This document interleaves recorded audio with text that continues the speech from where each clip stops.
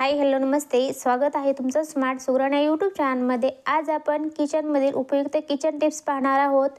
कोथिंबीर जास्त दिवस टिकवण्यासाठी ती निवडल्यानंतर पेपरमध्ये गुंडाळून डब्यामध्ये ठेवा, नंतर फ्रीजमध्ये ठेवा। कोथिंबीर खूप दिवस फ्रेश राहते। महिन्यातून एकदा मिक्सरच्या भांड्यात मीठ टाकून फिरवल्याने ब्लेडची धार टिकून राहते।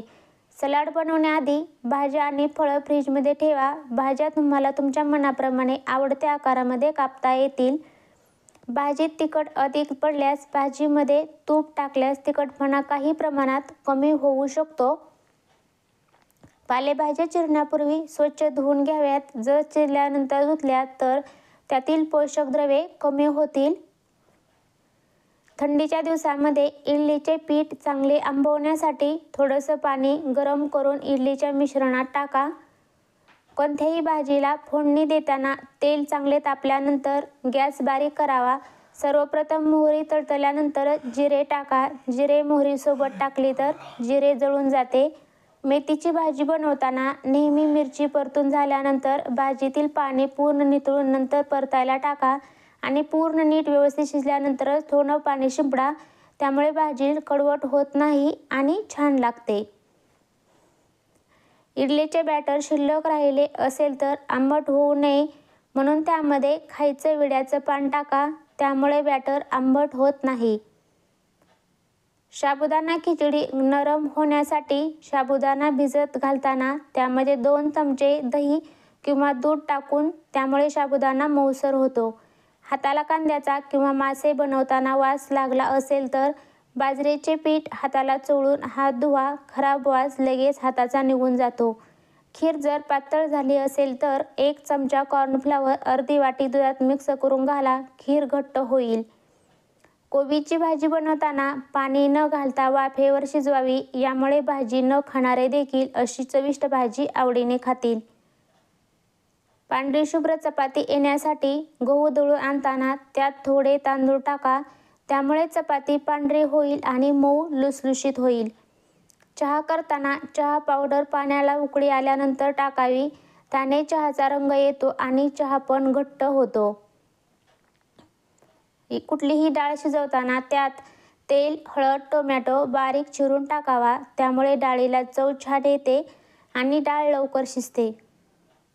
हव्या त्या आकारात भाज्या कट करायच्या असतील तर भाज्या कट करण्या अगोदर थंड पाण्यामध्ये ठेवाव्यात।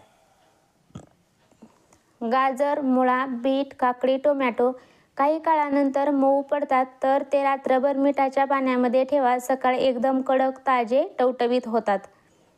बुंदीचे लाडू जास्त शिल्लक राहिले असतील तर दुधाची खीर बनवा आणि त्या खिरीमध्ये बुंदीचा बारीक भुगा करून मिक्स करा। खीर खूप स्वादिष्ट आणि घट्टसर बनते। खोबऱ्याची पातळ चटणी करताना खोबरे जर कमी असेल तर हरभऱ्याची डाळ भिजत घालून ती देखील वापरू शकता। खोबऱ्याची चटणी घट्ट होईलच पण चव देखील अप्रतिम लागते। काळा मसाल्याचे वाटण भाजताना खोबरे जास्त भाजू नका कारण त्यातील तेलकटपणा उडून जातो। तसेच कांदा देखील भाजून झाल्यानंतर थंड झाल्यानंतर बारीक करा, नाहीतर मसाला कडवट होतो। डोसा बनवण्यासाठी तांदूळ भिजत घालताना त्यामध्ये 3-4 मेथीचे दाणे पण टाका। त्यामुळे डोश्याची चव खूप छान लागते। साबुदाणा वडे कुरकुरीत हवे असतील तर साबुदाणा मिक्सरमध्ये बारीक करून घ्या। छान कुरकुरीत साबुदाणा वडे तयार होतात। मेथीची भाजी बनवताना त्यात शेंगदाण्याचे जाडसर कूट टाका। यामुळे मेथीची भाजी कडू लागणार नाही। शिळा भात शिल्लक राहिला असेल तर त्यामध्ये आवडीनुसार भाज्या टाकून त्या भाताला फ्राईड राईस बनवा। कोशिंबीर बनवताना मीठ लगेच न टाकता कोशिंबीर खाण्यासाठी घेतो तेव्हा त्यामध्ये मीठ घालावे। यामुळे कोशिंबीरला पाणी सुटत नाही व कोशिंबीरची चवही छान लागते। दही वडा बनवताना वाटलेल्या उडीद डाळीमध्ये थोडा रवा मिक्स करा। यामुळे दही वडे छान नरम बनतात। कारल्याची भाजी बनवताना कारले चिरल्यानंतर त्यात हळद आणि मीठ लावून 10 मिनिटे ठेवावे।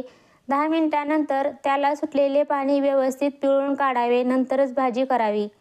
लाल मिरची दळण्यापूर्वी अगोदर मिरचीला मोहरीच्या तेलाचा हात लावा। त्यामुळे मिरचीचा रंग वर्षभर लाल राहील। अशाच प्रकारे किचन टिप्स पाहण्यासाठी स्मार्ट सुगरण या यूट्यूब चॅनलला सबस्क्राईब करा।